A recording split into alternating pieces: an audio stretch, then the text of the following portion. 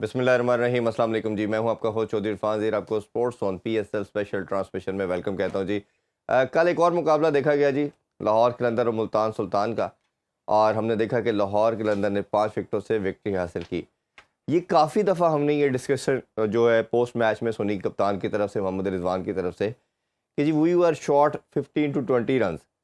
तो क्वेश्चन उन्हीं से यह पूछा जाएगा कि आप एज ए ओपनर आते हैं, एज ए कैप्टन आते हैं, और हमेशा आप एक स्लो इनिंग्स खेलते हैं और अपनी टीम को हारने का एक सबसे बड़ी कॉज आप खुद बनते हैं।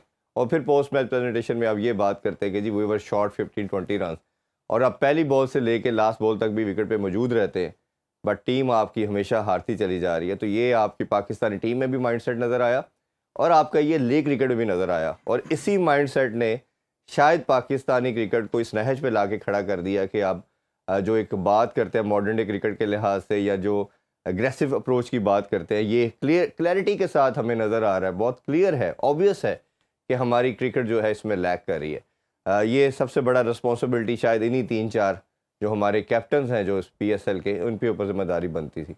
इस पर आज बड़ी डिटेल में बात करेंगे जी। और आज भी एक मैच खेला जाएगा, कोयटा वर्सेस पेशावर ज़ल्मी। उस हवाले से भी बात करेंगे कि कौन सी टीम ज़्यादा फेवरेट है और क्या ऐसी चीज़ें उनको आज विक्ट्री के लिए करनी चाहिए। डिस्कशन के लिए हमारे साथ हमारे पैनलिस्ट पूरा PSL हमारे साथ है, one and only Umar Akmal. अस्सलाम वालेकुम उमर भाई। वालेकुम सलाम। माशाल्लाह आज बड़े हैंडसम लग रहे हैं आप। बस ऐसे ही, आज मैंने कहा थोड़ा आज संडे है तो ज़रा अच्छा, ट्रैक सूट पहन के चलें। ज़बरदस्त ही।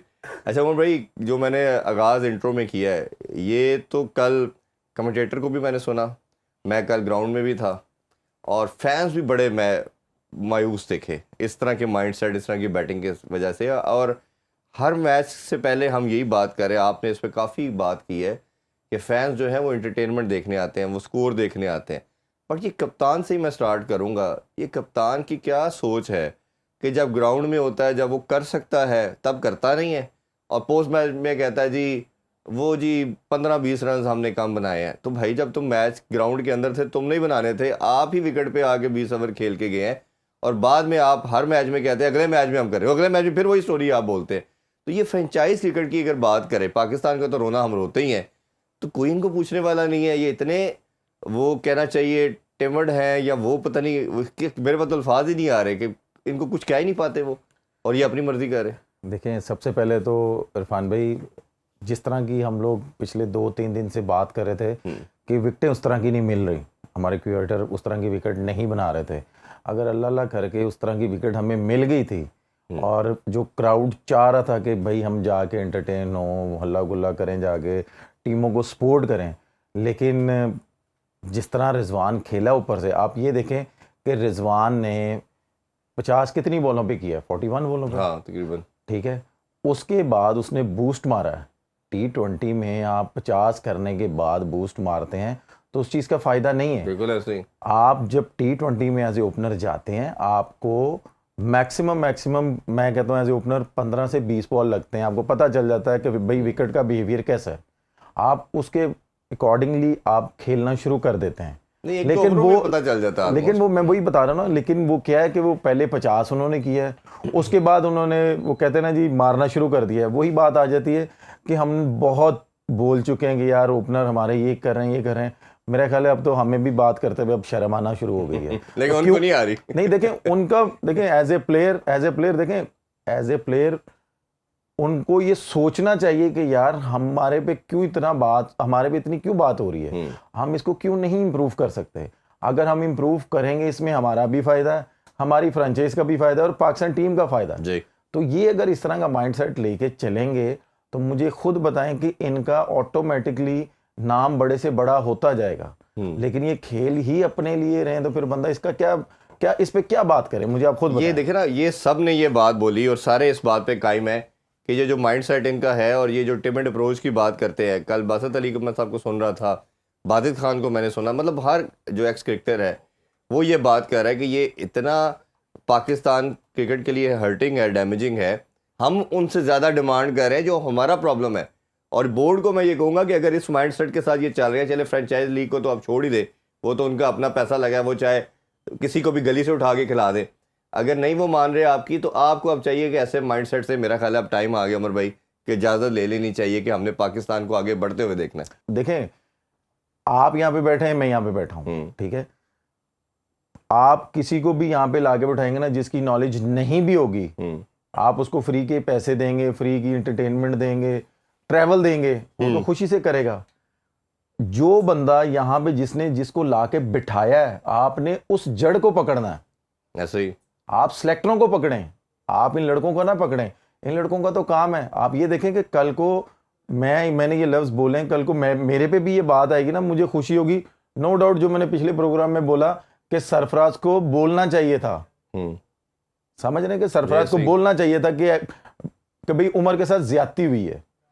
कल को मैंने अब ये वर्ड यूज किया तो शायद किसी प्लेयरों को, उनकी एबिलिटी को मैं बता रहा हूं, एबिलिटी उनकी इतनी है कि इससे ज्यादा वो कर ही नहीं पा रहे ना। सर सिलेक्टरों को पकड़े ना, सिलेक्टरों को पकड़े, सिलेक्टरों की जड़ पकड़े ना, सिलेक्टरों की जड़ पकड़े। उनको बोलेंगे भाई अगर इनमें इतनी एबिलिटी नहीं है तो आप क्यों इनको लेके आ रहे हो?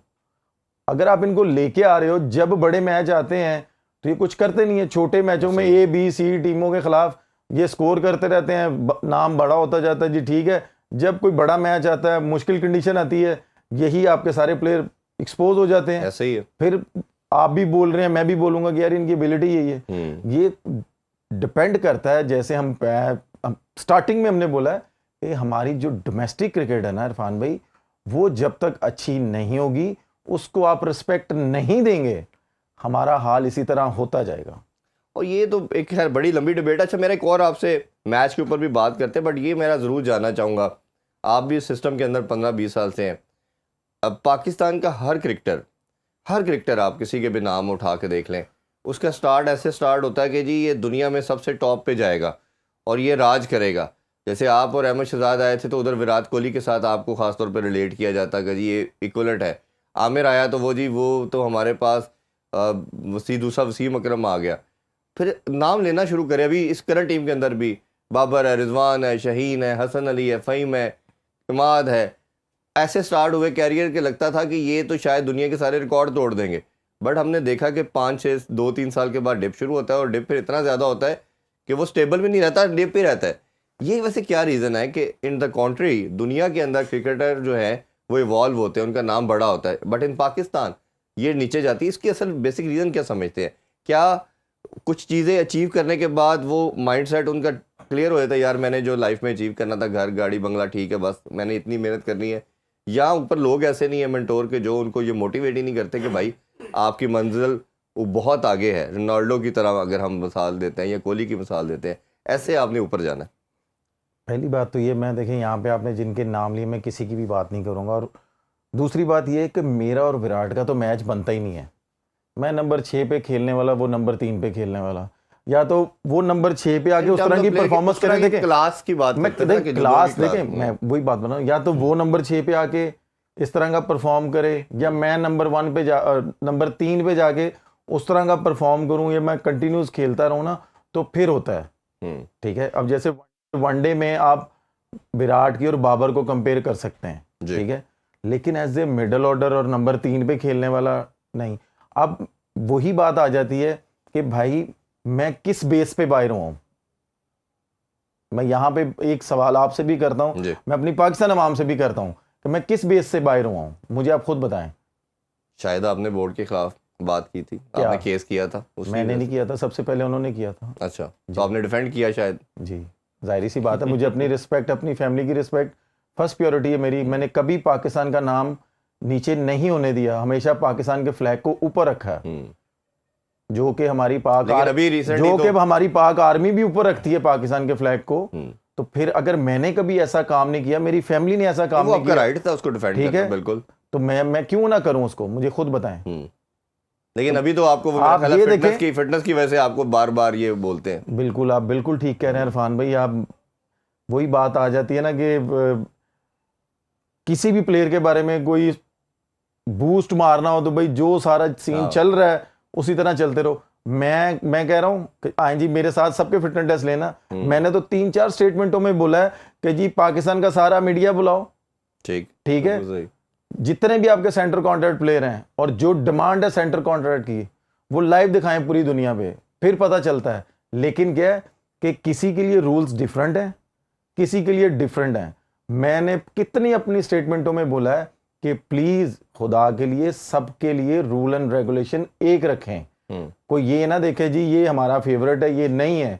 अगर डिसीजन कर दिया है तो फिर उस पर स्टैंड तो करें यार आप। बिल्कुल ऐसे ही है, बिल्कुल ऐसे ही है। अच्छा नहीं, मेरा वो जो क्वेश्चन है उसका भी ज़रा आंसर दीजिएगा प्लीज़, कि ये क्या रीज़न है कि हमारा जो कैरियर है वो नीचे रहता है और कांस्टेंट नहीं रहता, या ऊपर की तरफ नहीं जाता? फिर प्लेयर बनता ही क्यों नहीं है आगे, अपनी कैरियर को लॉन्ग क्यों नहीं कर पाते? सर वो शायद आपको याद होगा, मेरा ख्याल है कि मैंने एक इंटरव्यू में बोला था कि जब विराट पे मुश्किल टाइम आया था ना, तो उनका जो कप्तान था, उनका जो क्रिकेट बोर्ड था, वो उसको कैसे लेके चले हैं।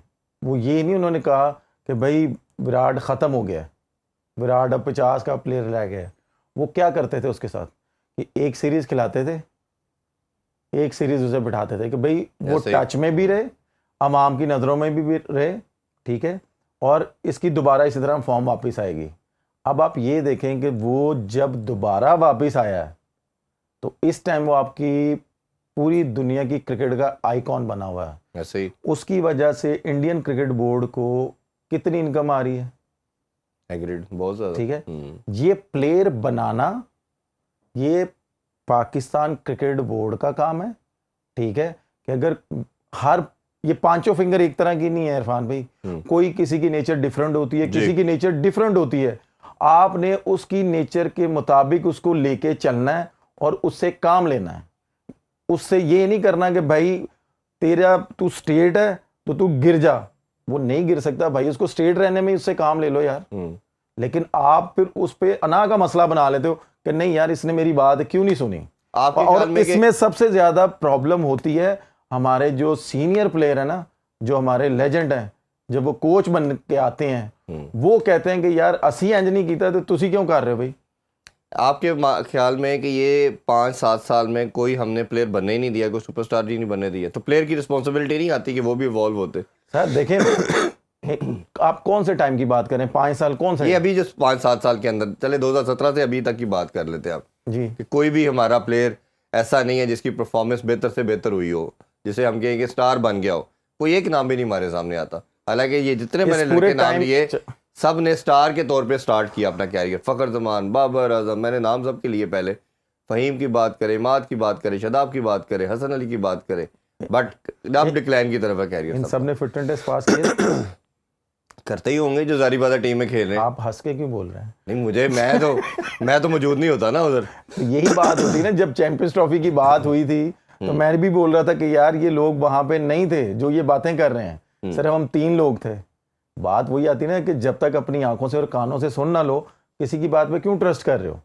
ठीक है, अब आप मुझे, आपने जो सवाल किया है, मुझे सिर्फ ये बता दें इस पूरे टाइम में कप्तान कौन था?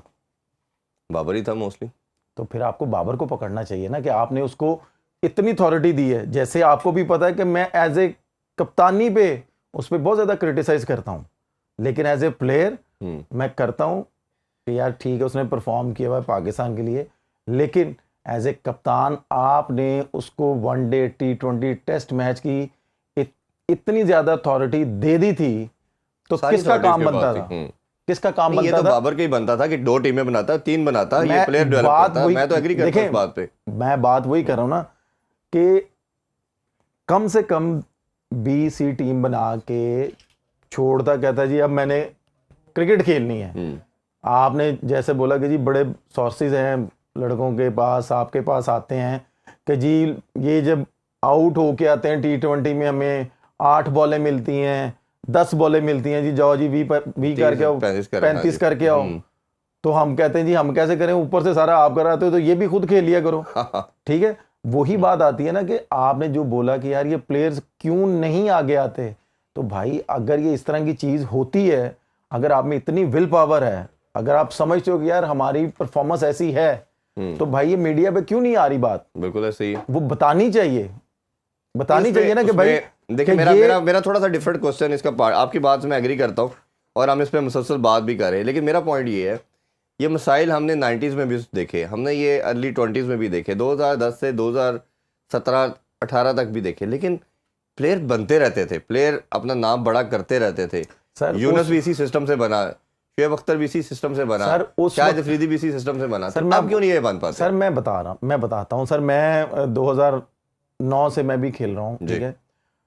उस वक्त चाहे कुछ भी होता था ना, कुछ भी होता था कि यार ये नहीं एक दूसरे के साथ घूमते फिरते थे। मैं पहले तो मैंने जब से टीम को ज्वाइन किया था ना, इकट्ठे ही बैठ के हम लोग खाना खाते थे, नमाजें पढ़ते थे, वहीं पे हम बात करते थे, वहीं पे दस्तरखान लगता था। यकीन माने, बात यह है कि कोई भी प्लेयर होता था ना, अगर वो कुछ गलती करता था ना ग्राउंड में या वो ड्यूरिंग इस तरह की सिचुएशन में, तो कुछ सीनियर प्लेयर होता था या जूनियर भी होता था ना, अगर जूनियर बात करता था, जैसे मैंने भी सम टाइम बात की कि जी अब मैं वहाँ पे मुझे नहीं ये करना चाहिए था, या शायद मेरे साथ शाहिद भाई थे या शुएब भाई थे, मिसबा भाई थे, ये नहीं करना चाहिए था हमें, तो शायद हम ये मैच जीत जाते।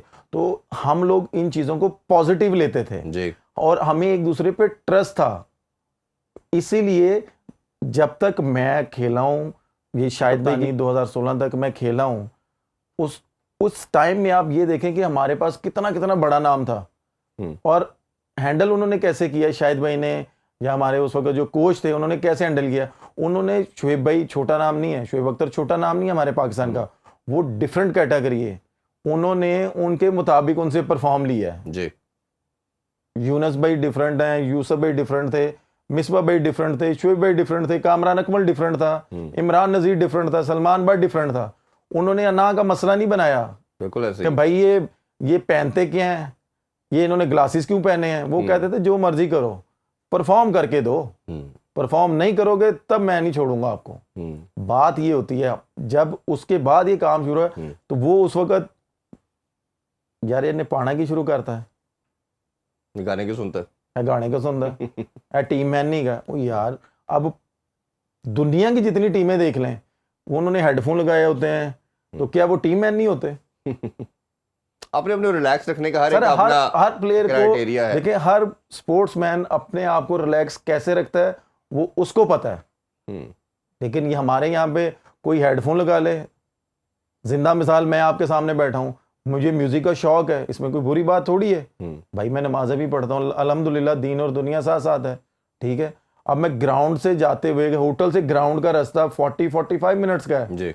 आप मेरे साथ बैठे हो, कितनी बातें मैं कर सकता हूँ आपसे। एंड ऑफ द डे आप कहोगे यार मैं मैच के बारे में सोचूं कि मैं इसकी बातों का जवाब दूं, मैं भी इसी तरह इरिटेट होता हूं। अगर मैंने हेडफोन लगाए में, तो हमारे वकारियों ने साहब कहते थे है मुंडा टीम मैन नहीं का। अच्छा, हमारे हेड कोच हैं, है मुंडा टीम मैन नहीं का, है किसी ने गल ही नहीं करता, ना जानते ना आंदे। ये बात है करने वाली। हाँ नहीं, ये पर्सनल चीज़ों को साथ तो उसको रिलेट नहीं करना चाहिए। एक ब्रेक की तरफ बढ़ते हैं, ब्रेक से वापस आकर डिस्कशन को यहीं से शुरू करेंगे और कुछ क्वेश्चन भी आप लोगों के शामिल करेंगे। Stay with us. Welcome back in sports on. आप देख रहे हैं PSL स्पेशल ट्रांसमिशन। उमर भाई, मैच के वाले से भी थोड़ी दोबारा बात करते हैं। मिडल ऑर्डर की बात करें तो बड़ी अच्छी इनिंग्स हमें नज़र आई। जो थोड़ा सा रीज़नेबल टोटल किया वो कामरान गुलाम की इनिंग्स थी। 4 छक्के भी लगाया, 52 रन की इनिंग्स खेली, उससे थोड़ा सा लगा कि ये एक डिसेंट टोटल हो गया। बट जितना हम क्रिटिसाइज अभी मोहम्मद रिजवान की इनिंग्स को कर रहे थे, साउथ शकील को भी हमने किया कि ये पाकिस्तान के क्रिकेट के लिए बड़ा नुकसानदेह है। अच्छा, एक इसमें सेकंड मेरा पार्ट क्वेश्चन का ये बनता है कि जो लड़का पाकिस्तान के अंदर T20 और ODI में भी हमें परमानेंट फीचर नज़र आ रहा है, तैयब ताहिर की बात मैं कर रहा हूँ, वो भी इनके डगआउट में है, उसको भी नहीं खिलाया जा रहा और कामरान गुलाम को प्रेफरेंस दी जा रही है जो आपके ड्रॉप हो चुका टीम से। आप इन दोनों का कंपैरिजन कैसे करते हैं? देखें, सबसे पहले तो जिस तरह की उसने इनिंग्स खेली है कामरान गुलाम ने, उसने आके जैसे अटैकिंग क्रिकेट खेली है, अगर वो ना खेलता तो शायद रिजवान पे और प्रेशर आता, तो शायद मुल्तान सुल्तान इतना टोटल भी ना कर पाती। अब सवाल ये है, जैसे मैंने ब्रेक में जाने से पहले आपसे बोला था कि तैयब ताहिर आपका प्लेइंग 11 का हिस्सा होता है नेशनल साइड का, ठीक है। अब कामरान गुलाम डोमेस्टिक में परफॉर्म कर रहा है T20 में, ठीक है। अब मुझे आप खुद बताएं कि एक तरफ ये कहते हैं जी हमने PSL से लड़के लेने हैं, डोमेस्टिक से लेने हैं, ठीक है। वो डोमेस्टिक में भी उसने परफॉर्म किया हुआ है, अब उसने PSL में भी उसने 2-3 इनिंग्सें ऐसी खेली हैं कि उसने इफ्तिखार की भी बारी नहीं आने दी। और अगर आखिरी 1-2 ओवर उसमें बारी आई हैं तो वो उसने अपने लिए नहीं खेला, वो अपनी फ्रेंचाइज के लिए खेला, जो टीम रिक्वायर्ड थी और जो चाह रहा था वो उसने किया। अगर वो छिक्का मारने जा रहा है उसमें आउट भी हो रहा है ना, तो वो अपने आप को ये नहीं कह रहा कि यार मैं सिंगल कर लेता, जो नॉर्मली प्लेयर करते हैं, जो नए प्लेयर करते हैं। लेकिन पता चलता है ये यहाँ से टीम मैन कौन है। बात ये है कि अब हमारे सिलेक्टरों पे एक वो कहते हैं ना क्वेश्चन मार्क आएगा कि भाई अगर T20 में तैयब ताहिर ने इंटरनेशनल क्रिकेट में अभी तक उस तरह का परफॉर्म नहीं किया, नीचे कामरान गुलाम बैठा हुआ है, उसने उस तरह का परफॉर्म किया, फ्रेंचाइज क्रिकेट तैयब ताहिर नहीं खेला, ठीक है। जहां तक मेरे सुनने में बात आती है, तैयब ताहिर को इसलिए खिलाया जाता था कि भाई बाउंड्री से थ्रो बड़ी तेज मारता है। ये तो बड़े और बड़े लड़के इस वजह से ऐसे खेल सकते हैं। मैं वही बता रहा हूँ ना, बात यह है कि अब सिलेक्टरों को पूछेगा ना कोई, जब कोई इस तरह का बड़ा ब्लंडर हो जाता है टीम में, कोई बड़ी सीरीज हार जाते हैं, कोई आप कह लेंगे आईसीसी को कोई इवेंट हार जाते हैं, तो हमारे सिलेक्टर क्या करते हैं, कोई इधर को निकल जाता है, कोई इधर को निकल जाता है।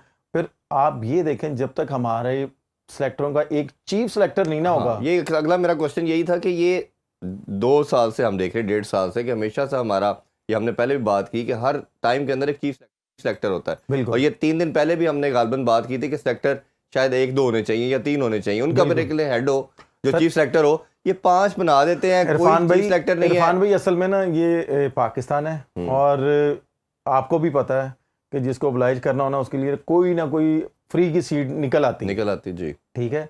अगर आपने बना लिया तो फिर एक सीट और निकालने चीफ सेलेक्टर की, नहीं उन्हीं में से एक को हेड बना देना, लदा के निकाल, सर वो नहीं कर, नाम ही देना ना सर, वो नहीं कर सकते ना। अब ये आप भी इधर और मैं भी इधर, अभी हमने बात की है ना, ये जब थोड़ी सी और मीडिया पे चलेगी ना बात, फिर कोई ना कोई सीट निकल आएगी, कोई और ऊपर आके बैठ जाएगा।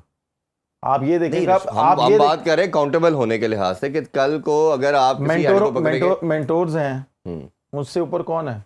वहाब रियाज, उनके डायरेक्टर्स ऑफ मेंटोर्स, वो उनके हेड है। ये कौन सी सीट है? कब निकली है ये? वैसे निकली का तो पता नहीं, लेकिन है वो।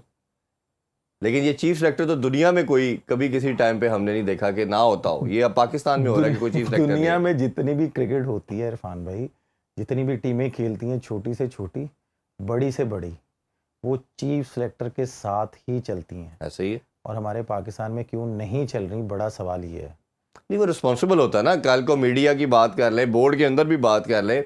कल को जैसे मिसाल के तौर पे मैं आपको एग्जांपल से मैं करना चाहूंगा कि अगर जैसे स्पिनर नहीं खिलाया था इन्होंने, 4-5 सेलेक्टर ने चैंपियन ट्रॉफी में स्पिनर नहीं खिलाया, पूरा पाकिस्तान, पूरा मीडिया कहता रहा स्पिनर होना चाहिए। अगर कोई चीफ सेलेक्टर होता तो सब ने उसी से पूछना था कि तू हेड था, आप ये इस सीट पे थे एज ए रिस्पॉन्सिबल, आपने क्यों नहीं किया?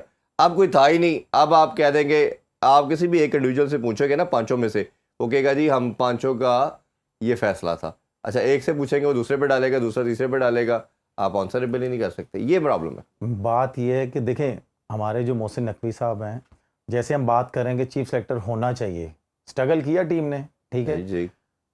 चीफ सेलेक्टर जो है मोहसिन नकवी साहब, उसको पकड़ें कि सर जी आ जाए ज़रा, मैं आपको इतना कुछ दे रहा हूँ, टीम क्यों स्ट्रगल कर रही है। पहली बात तो ये है कि एज ए प्लेयर मुझे बड़ा अफसोस हुआ था कि फ़खर बाहर हुआ था, ठीक है। अगर ऊपर से अल्लाह ताला की तरफ से एक सिग्नल मिल गया था कि यार प्लेयर अनफिट हो गया, ठीक है, तो आप उसकी जगह स्पिनर ले सकते थे रिप्लेसमेंट। और अगर आपको शायद याद हो, सबसे पहले स्टेटमेंट भी मैंने दी थी कि ये हमारे पास गोल्डन अपॉर्चुनिटी आई थी जी, तो भाई आपको स्पिनर लेना चाहिए था। आप उस्मान खान को पिछले कह लेंगे 1-1.5 साल से आप ट्रेवल करवा रहे हैं, बेंच पे बिठा रहे हैं, किस लिए बिठा रहे हो भाई? उसको भेजो ना ओपनर।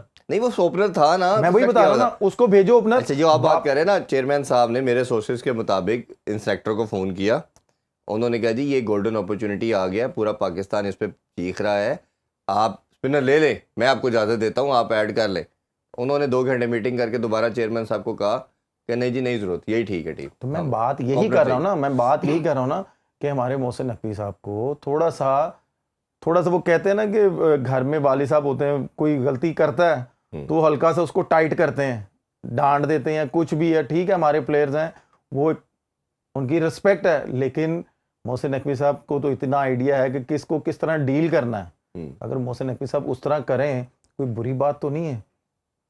आप मुझे खुद बताएं कि मैं आपको इसलिए मैं बार ये सेकंड टाइम बात आप रिपीट कर रहा हूं अपनी बात कि मैंने सबसे पहले स्टेटमेंट दी थी कि भाई गोल्डन अपॉर्चुनिटी आ गई है जी, स्पिनर ले लो। बिल्कुल। अब आप ये देखें, उसके बाद फिर मैंने एक सवाल किया था कि भाई इतनी देर के बाद आपने इमाम को वापस ले लिया है और आपने उसको इतना बड़ा मैच खिला रहे हैं इंडिया का।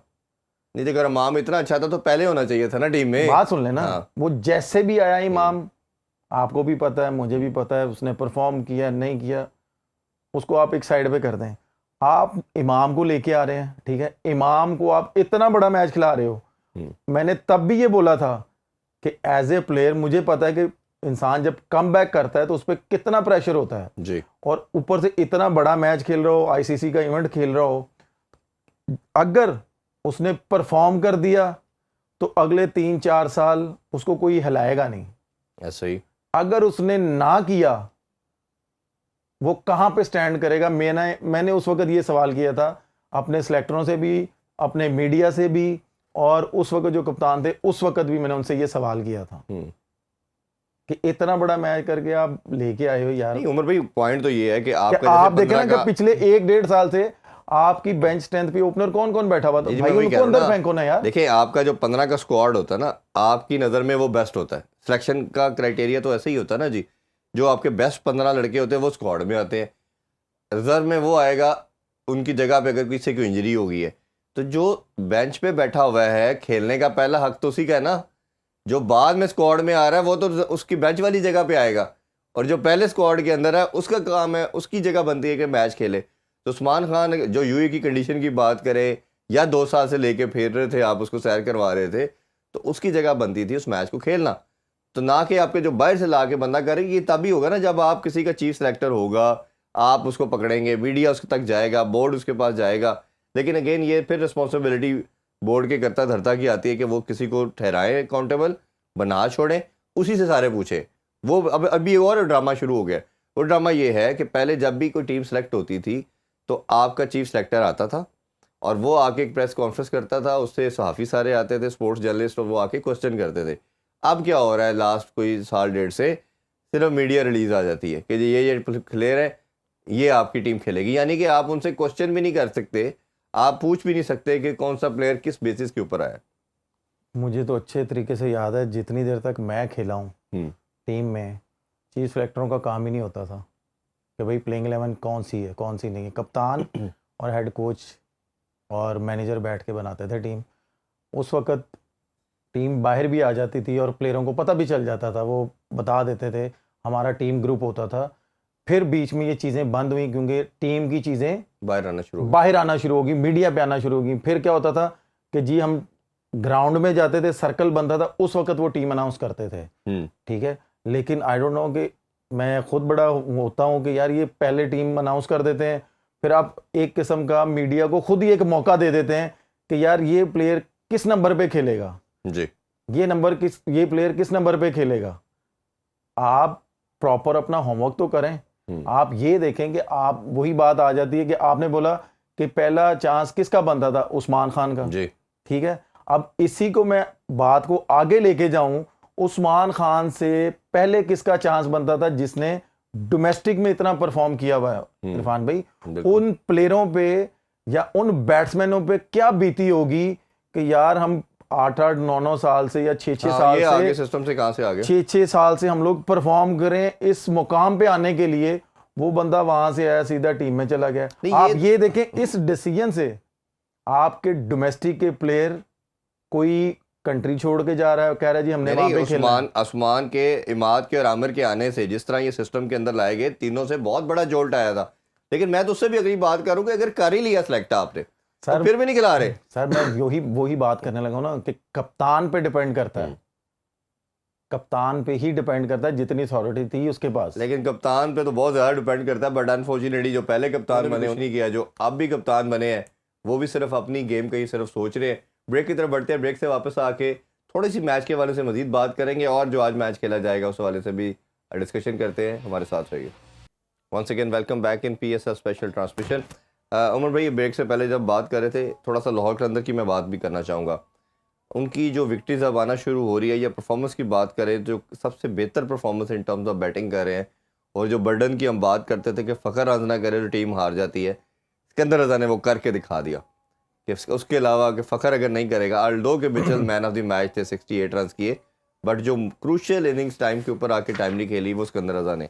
आप उसके ओवरऑल परफॉर्मेंस कैसे देखते हैं? जैसे हम आप और मैं पिछले 3-4 शो से बोल रहे थे, लाहौर के मैचों में बोल रहे थे कि यार फ़खर स्कोर करेगा तो मैच जीतेंगे जी, लेकिन इस मैच में अगर फ़खर ने ऊपर से थोड़ा सा अच्छा स्टार्ट दिया है तो फिनिश किसने किया? मिचेल ने और सिकंदर ने, ठीक है, सिकंदर रजा ने। आप ये देखें कि वो एक कंप्लीट पैकेज बन गया हुआ है। वो कैसे बना है कि जिम्बाब्वे क्रिकेट बोर्ड ने उसको लीग क्रिकेट खिला खिला के, जैसे मैं अक्सर बोलता हूँ कि जितनी भी जूनियर टीम्स थी पहले, जैसे अफगानिस्तान, आपको पता है पहले इतनी अच्छी टीम नहीं होती थी, उनके जितने भी प्लेयर्स थे उनका क्रिकेट बोर्ड चाहे कोई सी भी लीग होती थी उनसे मैच नहीं डालता था कि भाई हमने एनओसी नहीं देनी, वो कहते थे खेलो जाके। वो अब इतने पॉलिश हो चुके हैं अफगानिस्तान वाले कि वो किसी भी टीम को टफ टाइम दे सकते हैं। बिल्कुल ऐसे ही। ठीक है, अब सिकंदर रजा ने जिस तरह अपने आप को इम्प्रूव किया है, फील्डर माशाल्लाह वो अच्छा है, बॉलिंग आप जब मर्जी ले आए वो कहेगा कि आओ जी मैं कर देता हूँ, वो ये पीछे हटने वाला नहीं है। ठीक है, बैटिंग वो सिचुएशन के हिसाब से खेलता है। वो ये अगर मैं जहाँ तक मेरा एक्सपीरियंस है, क्योंकि मैं खुद मिडल ऑर्डर खेलता हूँ, अगर सिकंदर रजा आगे चार्ज ना करता तो लाहौर के लिए मैच जीतना बहुत मुश्किल होता था। उसने मिचेल पे प्रेशर आने ही नहीं दिया। अगर वो प्रेशर आ जाता मिचेल पे, अगर सिकंदर आउट हो जाता या सिकंदर थोड़ा सा टाइम ले लेता जी, तो आप ये समझ लें कि मैच बहुत दूर चले जाना था लाहौर से। लेकिन क्या, end of the day match जैसे जीता लाहौर, 1 ओवर पहले मैच लाहौर जीत गया। ऐसा ही। और इसमें अगर हम थोड़ी सी अगर मजीद बात करें तो ये हारिस रऊफ का मैं ज़रूर बात करना चाहूँगा। क्या आप, हम देख रहे हैं कि मुसलसल हर मैच में बहुत ज़्यादा रन कंसीड करते हैं, तो आप उनकी बॉलिंग को कैसे देखते हैं कि हर मैच के अंदर 50 करवा जाना हर दूसरे मैच के अंदर? मतलब अगर आपकी इकॉनमी 10 से अबव जा रही है तो ये काफ़ी हॉरिबल साइन है आपकी टीम के लिए भी। तो ये उस सवाल से पाकिस्तान के लिए भी, इवन उधर को 3-4 साल से, बल्कि 4 साल से भी ज़्यादा हो गया, वो रेगुलर पार्ट है। तो ये अब हारिस रऊफ का आप जो देखते हैं, जो एक उनके ऊपर टैग लग रहा है ये टेप बॉल के ही बॉलर है, बहुत ज़्यादा कल बात हो रही थी। मैं तो क्योंकि ग्राउंड में था तो लोग बड़े मायूस थे उसकी बॉलिंग से। इन जनरल मैं बता रहा हूँ, क्रिकेटिंग तो हम करते ही रहते हैं बात, तो ये कितना उनके लिए डैमेजिंग हो रहा है और लाहौर के अंदर के लिए हो रहा है ये? इरफान भाई, पहले तो I am really sorry to say, आप मुझे ये बताएं कि जब इसका डेब्यू हुआ था कि ये फर्स्ट क्लास क्रिकेट खेला था? नहीं, ये तो लाई लाहौर के अंदर अपने सिस्टम के थ्रू थे। इनको गलती किसकी है? सिस्टम की है। तो फिर आप सिस्टम को यहाँ पे बोलें, इसको नहीं बोलें। जैसे मैंने पहले बोला था, अब इसका नाम चल पड़ा है पूरी दुनिया में। अगर ये स्कोर दे रहा है, 50 करवा रहा है या कुछ भी कर रहा है, या तो इसको चेंजेस लानी पड़ेंगी अपनी बॉलिंग में। ठीक है, अगर ये नहीं लेके आ रहा और पाकिस्तान टीम में भी अगर ये इस तरह का बॉलिंग कर रहा है, वही बात आ जाएगी फिर आप या अवाम बोलेगी कि यार उमर अकमल अजहर महमूद को लेके बैठ जाता। ठीक है, तो फिर अजहर महमूद क्या काम कर रहा है इसके साथ? 3 साल से वो पाकिस्तान टीम का कोच है, तो अजहर महमूद ने इसको क्या सिखाया? लेकिन मेरा इधर ये भी बनता है कि ये आप कोचेस को तो हम रोते हैं, ये प्लेयर के ऊपर भी तो कहीं ना कहीं आती है। सर प्लेयर देखें, मैं वही बात करने लगा हूँ कि इसको चाहे लाहौर कलंदर लेके आया, लाहौर कलंदर ने अपनी एकेडमी बनाई, सारा कुछ बनाया, उनका एक काम था अपना प्लेयर डेवलप करना, उन्होंने कर दिया। लेकिन पाकिस्तान टीम में आने के लिए आपको भी पता है, मुझे भी पता है कि भाई एक स्टेप बाय स्टेप सीढ़ी चढ़नी पड़ती है। नहीं, वो सारा कुछ चढ़ गए, आपने परफॉर्म भी कर दिया, अब उसको इस प्लेयर ने भी तो अपने आप को कहीं ना गेयर अप करना है। मैं यही चीज तो कह रहा हूं ना कि इसको चेंजेस लानी पड़ेंगी। अगर ये नहीं लाएगा, ये अगर नहीं लाएगा, मैं आपको अभी कह रहा हूं, ये अगर समझ रहे ना कि यार मैं 140 प्लस हूं या 140 प्लस हूं, मैं, ये पाकिस्तान है, मैं बार बार कह रहा हूं कि ये ठा करके नीचे जाता है। वो स्किल लेवल जब तक आपकी एनहांस नहीं होगी, मैं बता रहा हूं, जहां 1 से 2 एक सीरीज खराब हुई, क्योंकि अब जो पीएसएल में बॉलर वापस आ रहे हैं, जैसे हसन अली आ रहे हैं, वो अली रजा है, फिर उसके बाद वो नसीम शाह का भाई है उबैद शाह, वो भी 140 प्लस कर रहा है। ये सारे 140 प्लस कर रहे हैं। ये जो बात मैं आप सिर्फ यही बात करने लगा हूं कि इसको एक सीरीज और मिलनी है, ये मैं आपको बता रहा हूं। अगर इसने ना किया ना तो सबसे पहले मीडिया ने ही शोर मचाना है। बिल्कुल ठीक है, मीडिया शोर मचाएगा। डिटेल में बात करेंगे, अभी क्लोजिंग की तरफ बढ़ते हैं। और ये टीम में जो भी रहेगा, ऑब्वियसली जो परफॉर्म करेगा, चाहे वो बैटर हो या बॉलर हो, सबके लिए यही मैसेज है। उमर भाई बहुत शुक्रिया आपके टाइम का। आज ही जो मैच खेला जाएगा ज़ल्मी का और कोयटा ग्लैडिएटर का दोनों टीमें विक्ट्री के बाद आ रही हैं। देखते हैं कौन सी टीम आज मैच जीती है, उस पर कल हम बात करेंगे। अपना बहुत ख्याल रखें जी। अल्लाह हाफिज़। पाकिस्तान जिंदाबाद।